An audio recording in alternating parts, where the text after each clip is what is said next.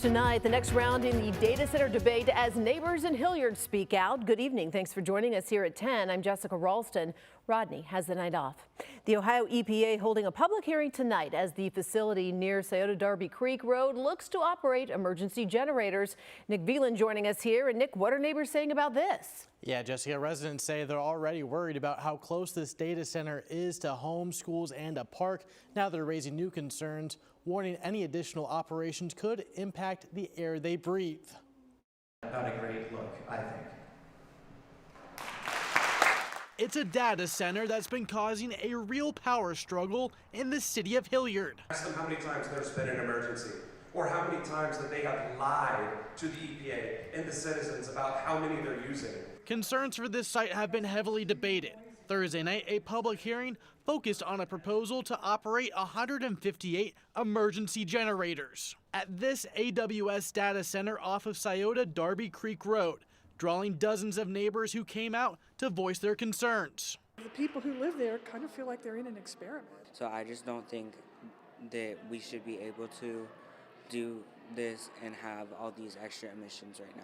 Norwich Township trustees also raising red flags. The only thing we can do is try to put pressure on the EPA to make sure that there's on-site monitoring inside and out, that our fire department and our first responders know what they're getting into. The Ohio EPA says these generators would only run about 50 hours a year for maintenance outside of any emergency. The site would also be required to track when those engines are operating. But for neighbors living right next door, that's not enough. They want to know exactly when these generators are running and what that means for the air they're breathing. We want accountability. Trevor Anderson can see the site from his home.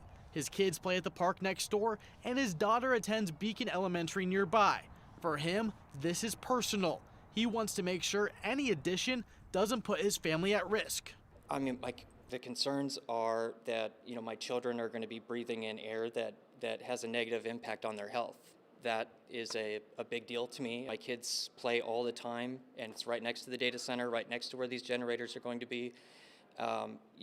My kids and I, we're there all the time. And so we just want to feel like, hey, you guys are telling us this isn't going to be a big deal. Don't worry about it. Okay, prove it. Get the monitoring equipment in place that other facilities have. The Ohio EPA says public input will help determine whether these generators can operate moving forward and what limits the site may face.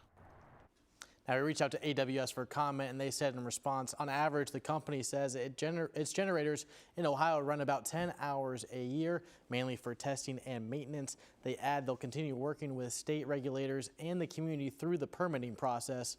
Now, public comment for the Ohio EPA's hearing is still available until the 25th. That link is on our website. Live on your side, Nick Veland, Fox 28 News.